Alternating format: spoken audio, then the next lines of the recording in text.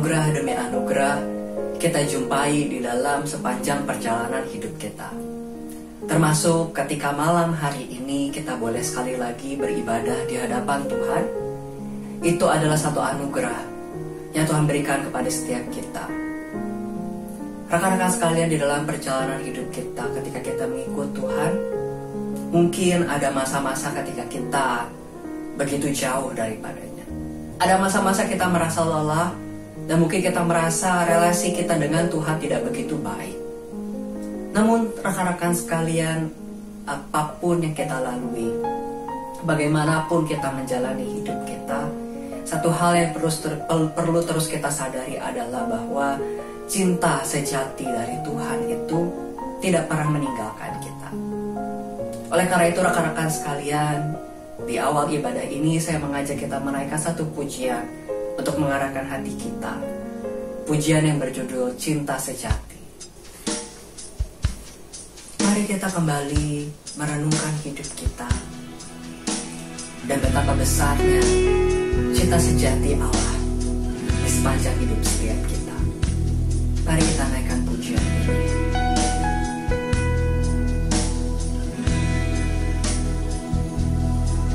Saat ku renungkan hidup bersamamu, seringkali ku melupakanmu. Ku berjalan sendiri, seakan ku mampu lalui tanpa kekuatanmu. Semakin berat beban hidupku, semakin ku menjauh darimu. Namun cintamu Tuhan, namun ada cinta yang tak pernah berlalu. Cinta yang ku dapat darimu telah teruji lalui rentangan sang waktu. Kau mati bagiku, berkorban untuk diriku. Sekali lagi kita naikkan pujian dan kita renungkan hidup setiap.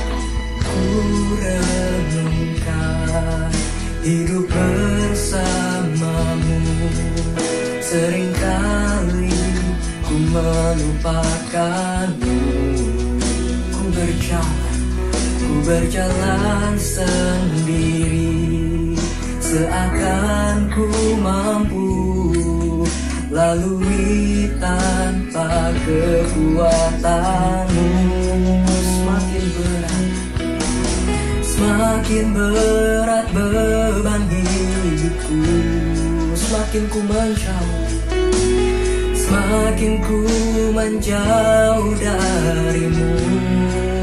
Tetapi cintamu Tuhan, namun ada cinta yang tak pernah berlalu. Cinta yang ku dapat darimu telah teruji lalui rentangan sang waktu. Kau mati bagiku, berkorban untukku. Namun ada cinta yang tak pernah berlalu. Cinta yang ku dapat darimu telah teruji lalui rentangan sang waktu. Kau mati bagiku, berkorban untuk diriku. Sungguh teman-teman, kita bersyukur karena ada kasih Tuhan yang tidak pernah meninggalkan kita. Namun ada cinta yang tak pernah berlalu, cinta yang ku dapat darimu telah teruji lalui rentangan sang waktu. Kau mati bagiku, berkorban untukku. Namun ada cinta yang tak pernah berlalu, cinta yang ku dapat darimu telah teruji lalui rentangan sang waktu. Kau mati bagiku, berkorban untukku. Kau mati bagiku, berkorban untukku. Kau mati bagiku, berkorban untuk diriku.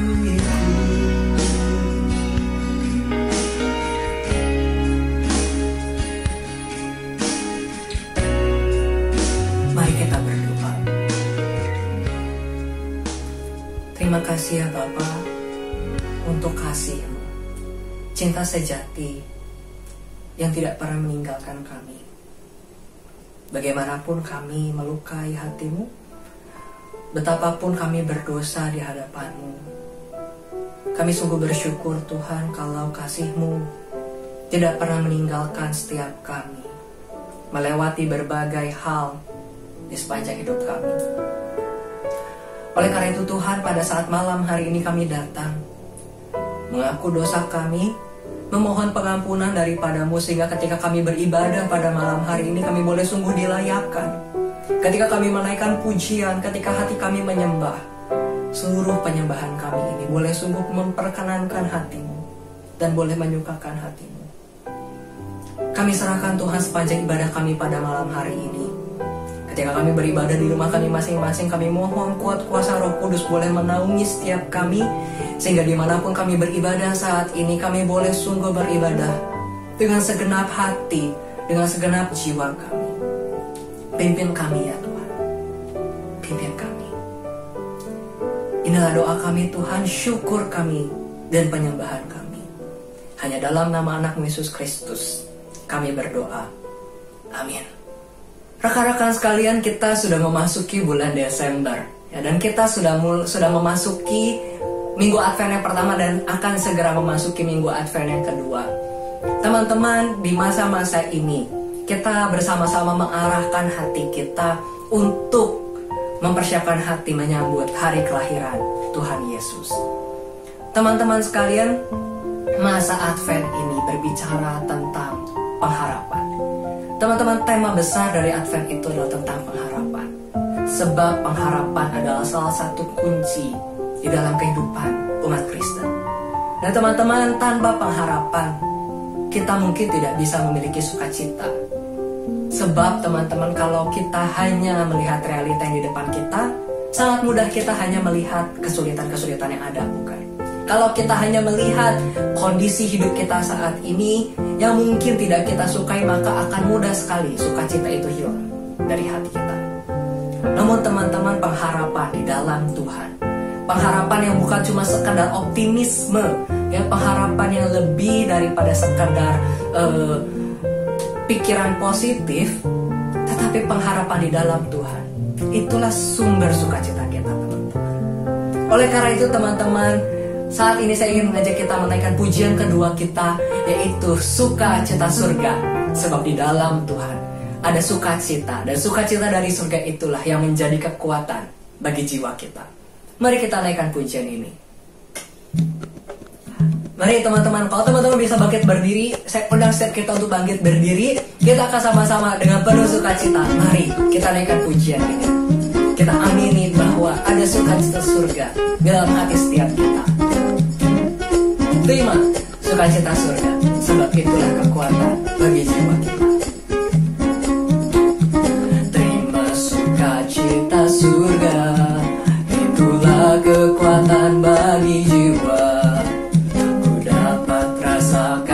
kasih-Nya di tengah badai yang bergelora.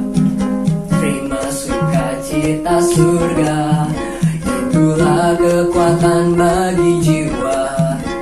Ku dapat saksikan kuasa-Nya, taklukkan badai yang bergelora. Haleluya, Kau ada dalam hatiku, takkan patah semangatku, takkan hilang kekuatanku. Haleluya, ku mau bersorak bagimu, sukacita surga nyata penuhiku. Mari sekali lagi dengan penuh sukacita, dengan segala keyakinan jiwa kita bahwa sungguh ada sukacita surga itu di dalam hati setiap kita.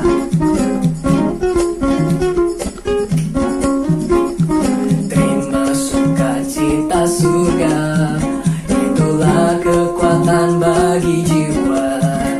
Ku dapat rasakan kasih-Nya di tengah badai yang bergelora. Terima sukacita surga, itulah kekuatan bagi jiwa. Ku dapat saksikan kuasa-Nya, taklukkan badai yang bergelora. Haleluya, haleluya, Kau ada dalam hatiku, takkan patah semangatku, takkan hilang kekuatanku. Haleluya, ku mau bersorak bagimu, sukacita surga nyata penuhiku. Sebagaimana yang pujian ini katakan teman-teman, sekalipun badai bergelora, biarlah kita boleh terus bisa mengalami kasih sukacita itu dari Tuhan. Sebagaimana firman Tuhan berkata, tak berkesudahan kasih setia Tuhan, tak habis-habisnya rahmat-Nya, selalu baru tiap pagi, besar kesetiaan. Biarlah ini boleh sungguh-sungguh menjadi alasan kita memuji-muji Allah kita senantiasa. Mari kita sama-sama angkat hati kita. Kita mau mengatakan haleluya, haleluya, haleluya. Kau ada dalam hatiku, takkan patah semangatku, takkan hilang kekuatanku. Haleluya, ku mau bersorak bagimu, sukacita surga nyata penuhiku. Sukacita surga, sukacita surga nyata, sukacita surga nyata, sukacita surga nyata penuhiku. Sungguh biarlah sukacita itu hadir dalam hati setiap kita. Silakan duduk kembali teman-teman sekalian. Rekan-rekan sekalian, seperti yang sudah saya tadi katakan bahwa masa Advent berbicara tentang harapan. Ketika bangsa Israel di dalam masa-masa menanti kelahiran Yesus, dan juga seperti kita di saat ini menantikan kembalinya Yesus yang kedua kali. Kita hidup mungkin di dalam kondisi yang tidak mudah. Kita hidup di zaman yang mungkin terasa begitu gelap. Sehingga teman-teman sekalipun mungkin kita tahu dan menyadari betul bahwa Tuhan adalah tempat kita berharap. Tuhan adalah sumber pengharapan. Namun terkadang ada masa dan tidak bisa kita pungkiri bahwa seakan-akan hidup begitu gelap dan seakan-akan begitu sulit untuk melihat pengharapan. Namun teman-teman, biarlah melalui perenungan firman kita malam hari ini, kita boleh sekali lagi diteguhkan. Dan kita boleh sekali lagi mengalami dan melihat pengharapan itu. Saya mengajak kita menaikkan satu pujian untuk mempersiapkan hati kita. Kaulah harapan.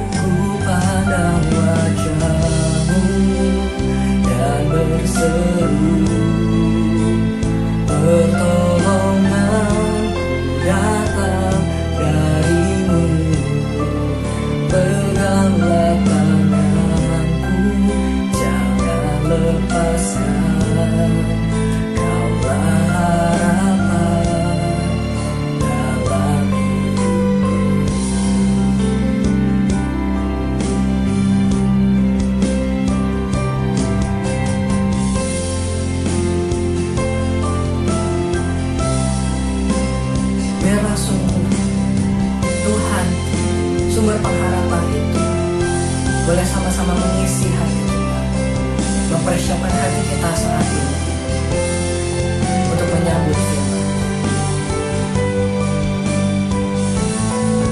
Ku pandang wajah-Mu dan berseru, pertolonganku datang dari-Mu. Peganglah tanganku, jangan lepaskan. Kaulah harapan dalam hidupku. Ku pandang wajah-Mu dan berseru, pertolonganku datang dari-Mu. Peganglah tanganku, jangan lepaskan. Kaulah harapan dalam hidupku. Kaulah harapan dalam hidupku. Kaulah harapan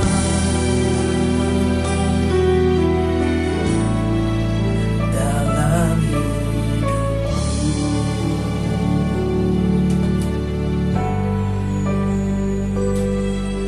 Mari kita bersama berdoa. Bapa kami yang di surga, saat ini kami datang kepadamu, meneduhkan hati kami, merendahkan setiap diri kami di bawah firman-Mu. Kami mau merenungkan firman-Mu, belajar dari firman-Mu dan kembali diteguhkan oleh firman-Mu.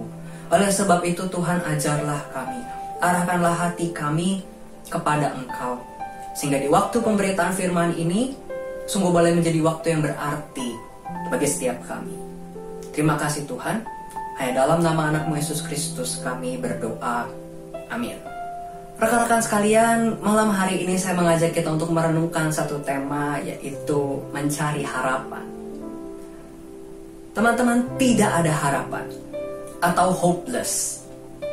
Adakah di antara setiap kita merasa demikian saat ini? Atau mungkin setidaknya berada ada di ujung gitu, hampir rasanya hilang harapan. Mungkin saya rasa begitu wajar sekali kalau banyak manusia, mungkin bukan cuma kita, yang saat ini menemukan dirinya terjebak di dalam rasa kehilangan harapan atau hampir kehilangan harapan. Mungkin dalam kondisi bisnis yang sulit, mungkin hidup keluarga yang tidak harmonis, atau melihat pandemi yang seakan-akan tidak berujung ini.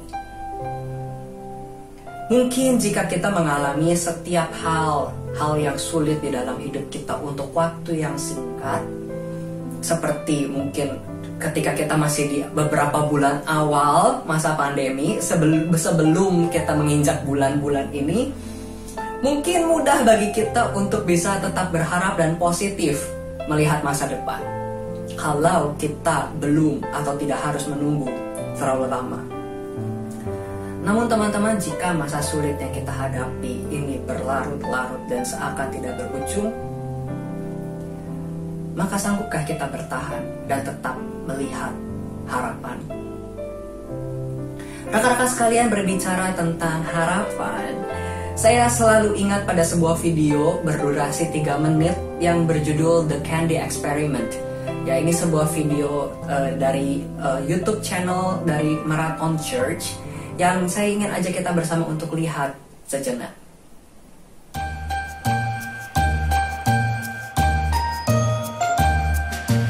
What I have here is a piece of chocolate, okay?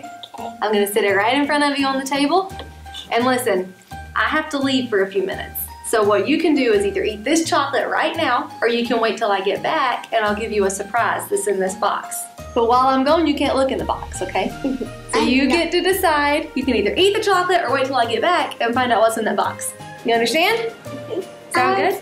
I'm something what's in that box. Well, you have to wait till I get back to find out what it is, okay? All right, I'll be right back. I'm gonna eat it. If I say it's good, then eat it, okay? What? Maybe there will be two.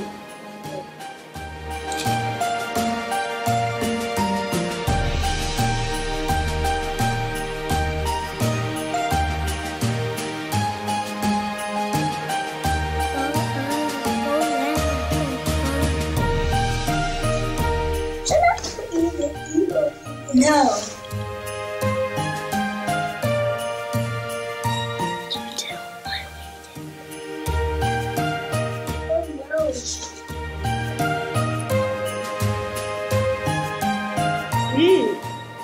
Eat it. It's good. Try a teeny tiny bite, okay?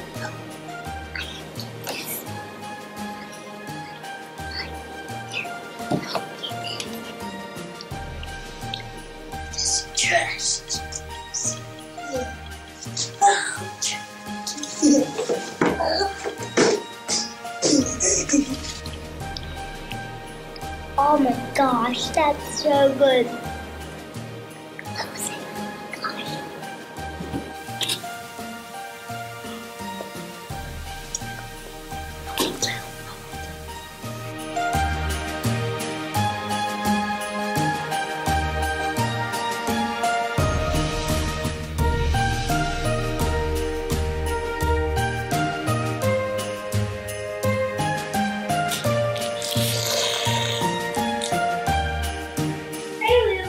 Hey. Did you wait? Alright, guys. Hey, Grace, did you eat your chocolate? Good job, Elijah. Alright, you ready to see what you got? Do you want to see what Bro gets? Alright, let's see. Elijah, here is your special surprise. Okay. That's what you get for waiting.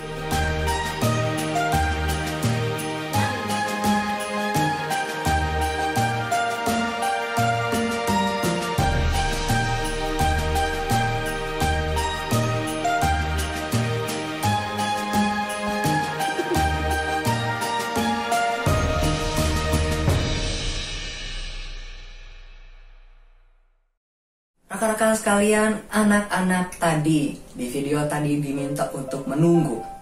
Ya. Mereka diminta untuk menahan diri, tidak memakan makanan yang ada di depan mereka, dengan sebuah janji bahwa akan ada hadiah yang lebih besar untuk mereka. Tetapi kita melihat teman-teman bahwa ternyata tidak semua dari anak-anak itu bisa menanti dan berpegang pada harapan yang diberikan kepada mereka. Ya, orang dewasa tadi memberikan harapan kepada anak-anak, ya, bahwa kalau kamu menahan diri tidak memakan makanan yang sekarang ada di depan kamu, ada hadiah di dalam kotak ini. Tetapi ternyata tidak semua anak itu bisa berpegang pada janji orang dewasa ini. Saudara teman-teman, ini adalah sesuatu yang bisa sangat dimengerti ketika ternyata anak-anak ini tidak bisa menunggu. Rekan-rekan sekalian, selain karena natur berdosanya manusia, sehingga manusia itu tidak bisa sabaran, teman-teman, setidaknya memang kita juga bisa melihat ada banyak faktor yang bisa membuat kita maklum kepada anak-anak ini, kalau ternyata anak-anak ini hilang sabar dan tidak bisa menunggu. Pertama, teman-teman, bisa saja ternyata anak-anak ini tidak terlalu kenal orang dewasa ini, ya. Mereka mungkin tidak begitu tahu apakah orang ini adalah orang yang bisa dipercaya, atau jangan-jangan orang ini adalah seorang pembohong. Apalagi di depan mereka ada sebuah kamera, ya. Artinya ini bisa jadi sesuatu yang direka, ya, yang direka-reka. Jadi mungkin sangat mudah sangat wajar kalau ternyata mereka mungkin kehilangan kepercayaan pada kata-kata si orang dewasa tadi. Sebab mereka tidak kenal siapa dia. Dia tidak tahu apakah omongan orang ini bisa dipegang atau tidak, apakah dia mengatakan yang sesungguhnya, dan apakah orang ini akan ingat bahwa dia sudah berjanji dan ketika kembali akan menepati janjinya. Itu hal yang pertama. Kenapa ya wajar sih kalau ternyata mereka tidak bisa menunggu. Kemudian ada hal yang kedua, yaitu teman-teman sekalipun kotak hadiah ada di depan mereka, ya, jelas gitu ya, ada kotaknya di depan mereka, tetapi mereka tidak tahu apa isinya. betul ya? Mereka tidak dikasih kesempatan untuk melihat apa isinya. Sehingga isinya itu bisa apa saja, dan mereka mungkin bertanya-tanya di dalam hatinya, apakah ini sesuatu yang layak untuk ditunggu? Apakah ternyata isinya adalah apa yang aku inginkan? Dan apakah ini setimpal dengan aku harus menunggu? Mungkin beberapa anak itu sudah lapar, mungkin beberapa anak itu sudah sangat tergiur dengan makanan yang ada di depan mereka, mungkin itu kesukaannya mereka. Kemudian memikirkan isi dalam kotak itu yang tidak jelas apa isinya. Mungkin ada yang berpikir bisa jadi ini prank gitu ya, mungkin aja hadiahnya lebih jelek gitu ya. Atau bisa jadi ya mungkin sesuatu yang bagus tapi bukan yang mereka suka. Sehingga apakah itu worth waiting for? Apakah layak? Apakah setimpal kalau harus menunggu begitu lama? Dan yang ketiga, teman-teman, mereka pun tidak tahu sampai kapan mereka harus menunggu. Ya. Karena orang dewasa ini meninggalkan mereka tanpa memberitahu kapan ia akan kembali. Ya, orang dewasa ini hanya mengatakan bahwa ya saya akan pergi sebentar, kamu harus menunggu sampai aku kembali. Dan sekalipun teman-teman, kalau orang dewasa ini bilang nanti saya kembali ya setelah 10 atau 15 menit, ya mungkin anak-anak ini pun tidak tahu sebab mereka mungkin tidak banyak yang bisa menghitung waktu. Ya, sehingga dikasih tahu 10 menit, 15 menit mungkin itu nggak ada artinya juga buat mereka. Yang ada di pikiran mereka hanyalah mereka harus menunggu. Dan terlebih teman-teman ketika kita menunggu sesuatu yang sangat kita inginkan, bukankah menunggu sebentar atau lama sebentar saja pun itu sudah terasa begitu lama. Ya, kalau kita menantikan sesuatu yang sangat-sangat kita nantikan, waktu sekian detik saja terasa seperti berjam-jam lamanya, bukan? Oleh sebab itu teman-teman, penantian itu, waktu menanti itu menjadi waktu yang begitu menyiksa bagi anak-anak ini. Sehingga sebenarnya wajar kalau ternyata mereka akhirnya tidak sabar menunggu, dan ternyata ada beberapa yang memang akhirnya benar tidak bisa menunggu. Rekan-rekan sekalian, di dalam skala yang lebih besar, mungkin inilah juga yang dirasakan oleh bangsa Israel di dalam perjanjian baru ketika menantikan datangnya Mesias. Bangsa Israel mengalami penjajahan demi penjajahan di sepanjang hidup bangsa ini. Mereka telah mendengar nubuatan tentang kedatangan Mesias selama ribuan tahun lamanya, dan mereka harus tunduk terus berada di bawah penjajahan dari satu kerajaan ke kerajaan yang lain. Rekan-rekan sekalian mendengar nubuat tentang akan adanya seorang Mesias yang telah mereka dengar melalui mulut banyak nabi yang berbicara kepada mereka, itu memberikan mereka pengharapan di dalam hidup mereka. Namun teman-teman bayangkan, ratusan hingga ribuan tahun bangsa ini harus menunggu. Terlalu lama menunggu, dan itu membuat banyak dari bangsa Israel di masa perjanjian baru akhirnya lupa dan telah tidak peduli, dan akhirnya berhenti berharap. Bangsa Israel telah berhenti berharap pada janji akan datangnya Mesias itu ke dunia. Mereka tidak lagi memikirkannya, mereka tidak lagi mengantisipasinya, mereka tidak lagi menunggu-nunggu atau berpikir akan seperti apa Mesias itu, sebab sudah terlalu lama mereka dibuat menunggu. Hingga akhirnya mereka tidak lagi hidup di dalam penantian atau kesiapsiagaan. Ya, mereka akhirnya hidup hanya untuk sekedar bertahan hidup. Mereka hidup semuanya hanyalah untuk dirinya mereka sendiri. Mereka hidup semau mereka. Semua kisah tentang keajaiban Allah yang terjadi pada nenek moyangnya, kemudian semua janji Tuhan lewat mulut para nabi-nabi yang tercatat di dalam Taurat, bagi banyak orang Israel di masa awal perjanjian baru ini, mungkin kisah-kisah itu hanya terdengar seperti sebuah dongeng belaka, seperti sebuah dongeng pengantar tidur yang akan mengantar orang tertidur kepada mimpi yang indah. Tetapi ketika terbangun kembali kepada realita yang menyedihkan, janji pembebasan dari Mesias itu hanya seperti sebuah isapan jempol belaka bagi orang Israel, dan mereka sudah tidak peduli lagi, sudah berhenti berharap. Namun rekan-rekan, ada satu orang yang Alkitab catat hidup berbeda dengan mayoritas umat Israel.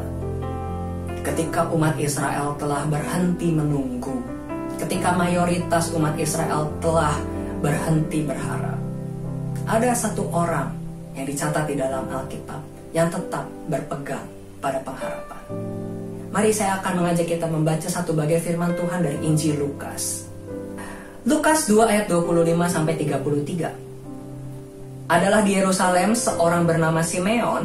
Ia seorang yang benar dan saleh, yang menantikan penghiburan bagi Israel. Roh Kudus ada di atasnya, dan kepadanya telah dinyatakan oleh Roh Kudus bahwa ia tidak akan mati sebelum ia melihat Mesias, yaitu Dia yang diurapi Tuhan. Ia datang ke bait Allah oleh Roh Kudus. Ketika Yesus anak itu dibawa masuk oleh orang tuanya untuk melakukan kepadanya apa yang ditentukan hukum Taurat. Ia menyambut anak itu dan menatangnya sambil memuji Allah, katanya, "Sekarang Tuhan, biarkanlah hamba-Mu ini pergi dalam damai sejahtera sesuai dengan firman-Mu. Sebab mataku telah melihat keselamatan yang daripada-Mu, yang telah Engkau sediakan di hadapan segala bangsa, yaitu terang yang menjadi penyataan bagi bangsa-bangsa lain dan menjadi kemuliaan bagi umat-Mu Israel." Dan bapa serta ibunya amat heran akan segala yang dikatakan tentang Dia. Rekan-rekan sekalian, dari pembacaan tadi kita membaca tentang seorang yang bernama Simeon. Simeon dicatat sebagai orang yang benar dan saleh yang menantikan penghiburan bagi Israel. Teman-teman, sebuah atribut yang menarik yang dikenakan kepada Simeon ini. Dia dicatat sebagai orang yang benar dan saleh yang menantikan penghiburan bagi Israel. Teman-teman, bukan tanpa sebab Simeon dikenakan atribut ini. Bukan tanpa sebab Simeon mendapatkan sebutan ini. Tetapi teman-teman, seperti yang sudah saya singgung di awal, bahwa pada masa itu bangsa Israel sudah tidak lagi menunggu penghiburan itu. Bangsa Israel mayoritas sudah hidup di dalam keputusasaan, tidak lagi peduli kepada janji Allah. Dan saat itu bangsa Israel sedang berada di dalam penjajahan bangsa Yunani dan Roma.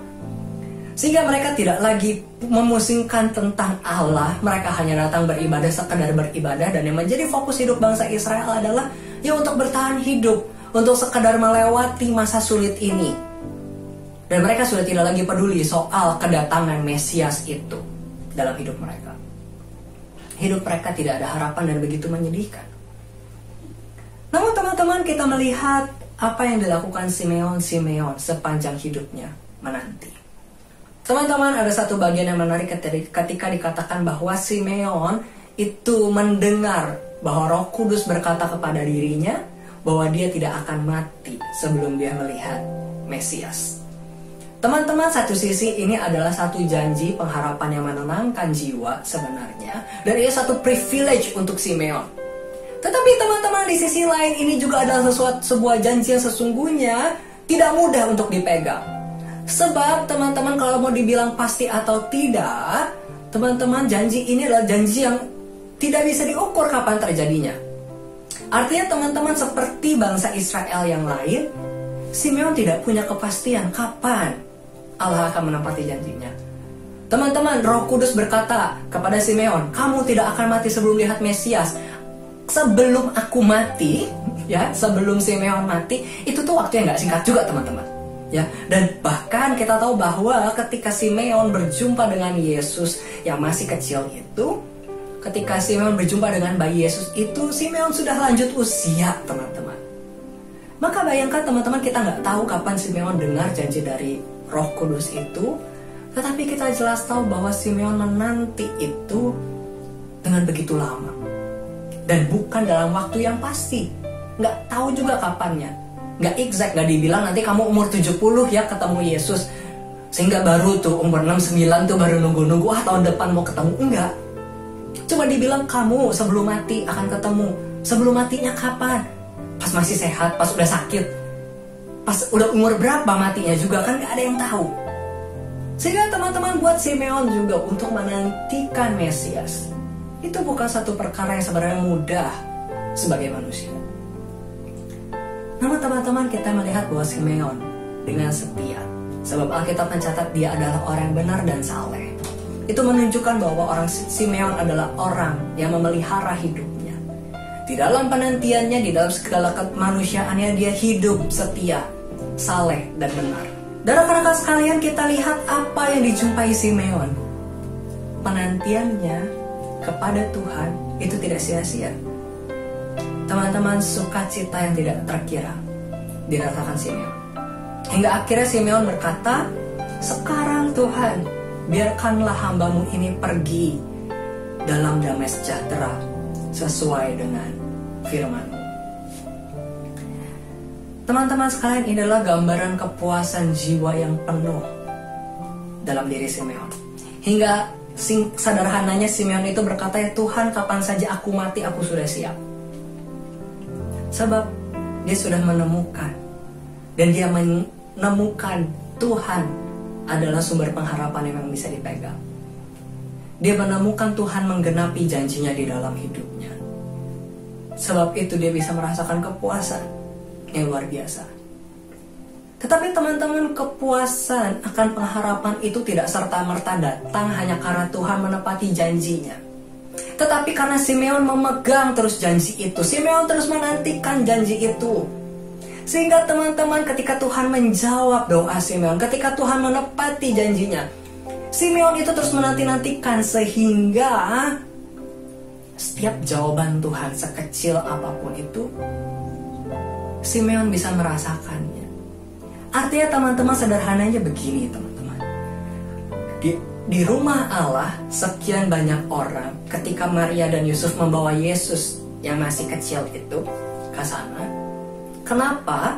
Kan bukan cuma Simeon orang saleh sebenarnya. Ada imam-imam juga di sana, ada ahli-ahli Taurat. Kenapa orang-orang di sana tidak bisa melihat seperti Simeon melihat? Padahal orang yang datang sama, bayi Yesus. Tetapi kenapa hanya Simeon yang bisa sukacita melihat Yesus bayi kecil itu?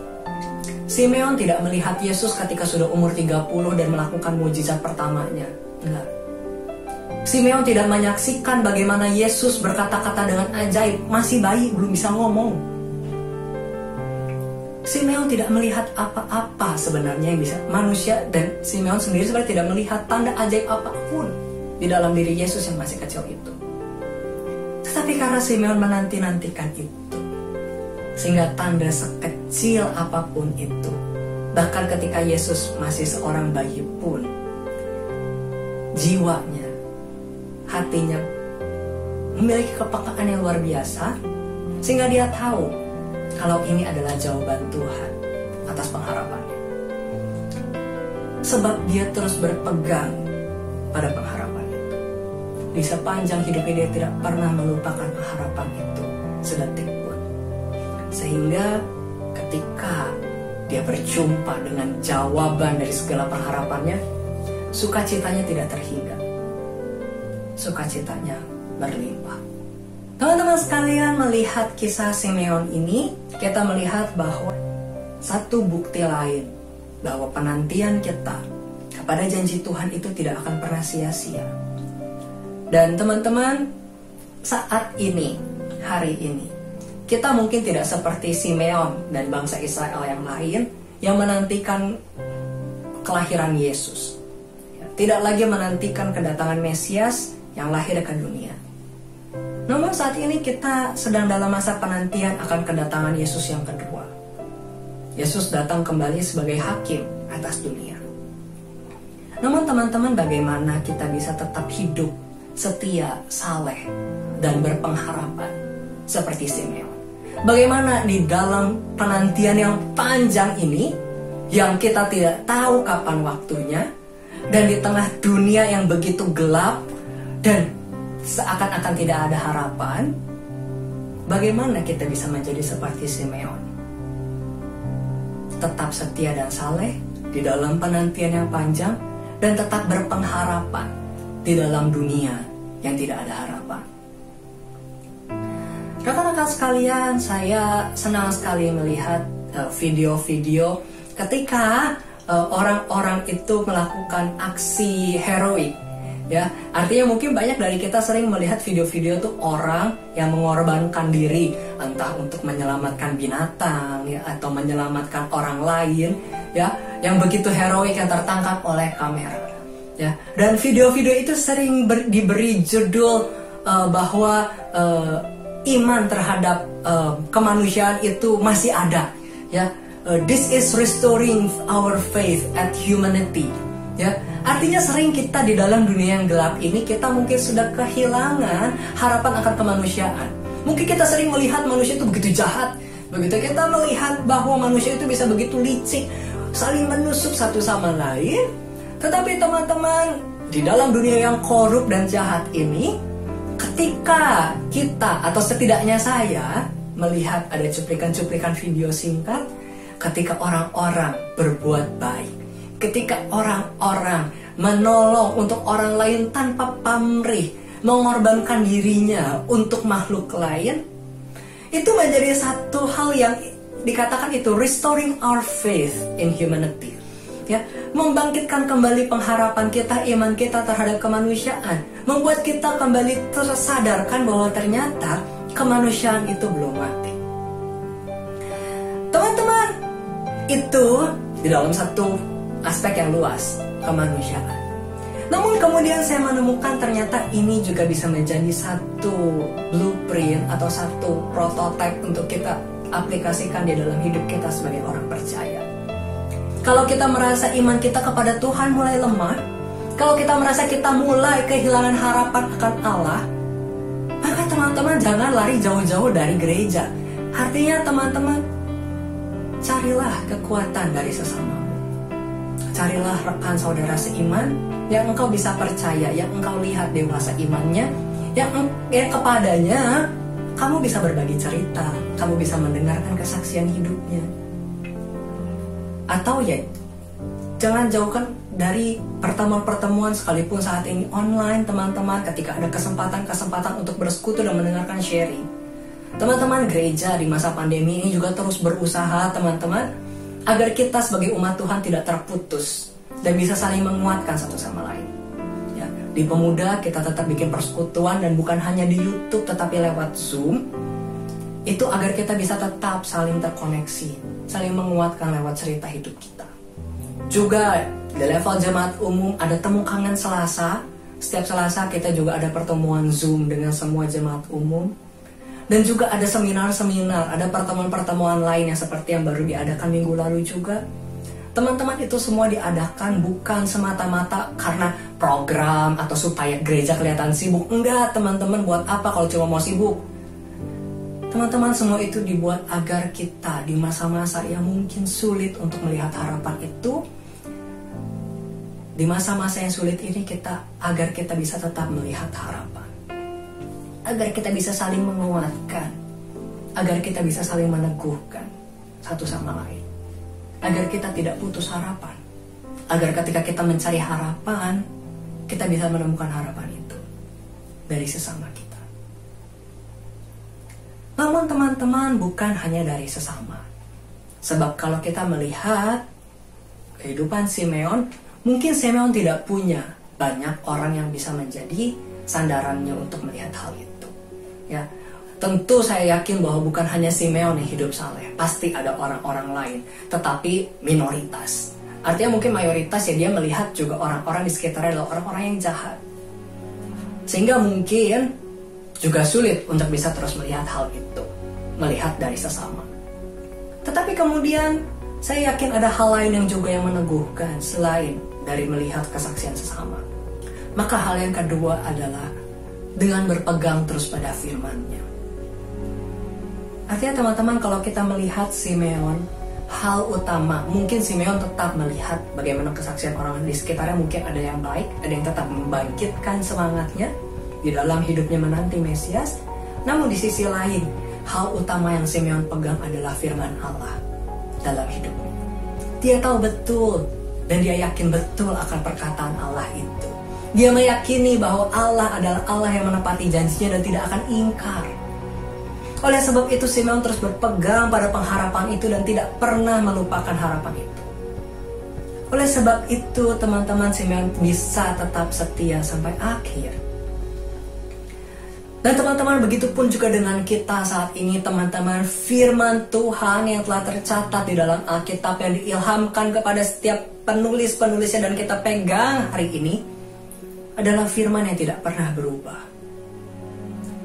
Firman yang dikatakan oleh Allah yang tidak pernah berubah. Maka teman-teman, ketika di masa-masa ini kita mungkin menemukan sulit atau kita mulai lelah menantikan janji Tuhan, bahwa Tuhan itu setia dan adil, bahwa Tuhan itu akan membela umatnya, bahwa Tuhan itu tidak akan membiarkan anaknya sampai tergeletak, atau bahwa kita menantikan Tuhan akan datang kedua kali sebagai hakim. Dan mungkin penantian itu panjang teman-teman.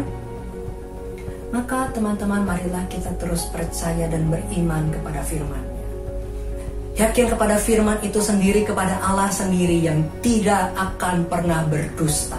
Dan Allah adalah Allah yang akan selalu menepati janjinya. Dan teman-teman, hanya kepada Allah sendiri kita benar-benar bisa menyandarkan iman kita. Sebab seperti yang saya katakan tadi, kalau hanya kepada manusia, mungkin kita akan kecewa. Teman-teman, seorang penulis Kristen bernama C.S. Lewis pernah menuliskan hal ini. Pengharapan adalah salah satu nilai yang teologis. Ini artinya adalah penantian yang terus-menerus akan hidup yang kekal. Dan ini bukan satu bentuk pelarian atau angan-angan belaka, tetapi adalah satu hal yang memang orang Kristen harus lakukan. Ini bukan berarti orang Kristen itu bisa meninggalkan dunia hari ini apa adanya. Jika engkau membaca sejarah, engkau akan menemukan bahwa orang Kristen yang bersungguh-sungguh berdampak di dunia masa kini adalah mereka yang sungguh-sungguh menantikan hari depan.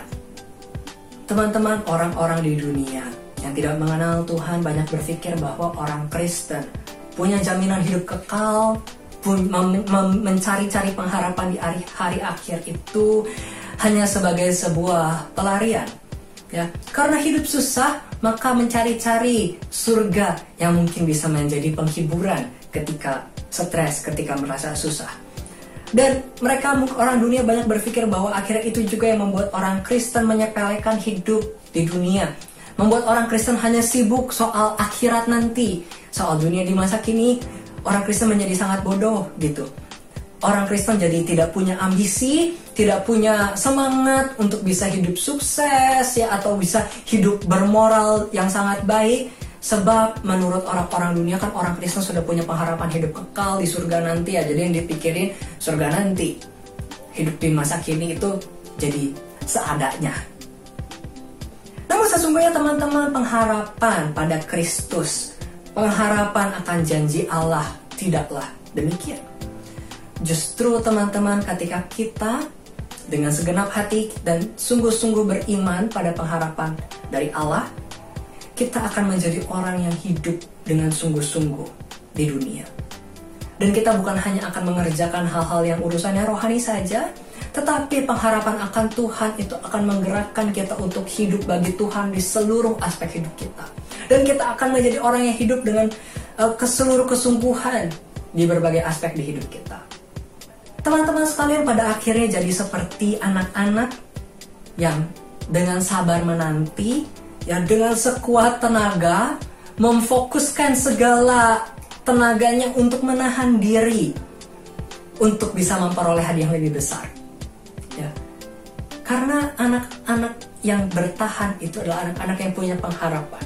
Sebab karena mereka punya pengharapan, maka mereka punya cukup tenaga untuk bisa melawan, untuk bisa menahan diri agar tidak melanggar perintah. Karena mereka punya harapan, makanya mereka punya alasan untuk mengerahkan tenaga mereka untuk mengikuti aturan. Dan juga sama seperti dengan Simeon. Simeon yang terus berjuang hidup saleh dan setia di sepanjang hidupnya hingga ia lanjut usia. Dan hingga akhirnya dia menemukan satu persatu pengharapannya itu tidak sia-sia. Sebab dia berpegang teguh pada pengharapan dari Allah itu. Kalau dia menganggap remeh pengharapan itu, kalau dia tidak berpegang pada pengharapan dari Allah, tidak ada kekuatan dalam diri manusia yang cukup kuat untuk membuat seseorang bisa tetap hidup saleh, kalau bukan karena pengharapan dari Tuhan. Demikian juga bagi setiap kita, agar kita terus memandang kepada janji Allah dengan sepenuh hati kita. Sekali lagi, di masa Advent ini, kita bukan hanya menantikan hari Natal, tetapi di masa Advent ini menjadi hari penantian kita akan kedatangan Yesus yang kedua kali.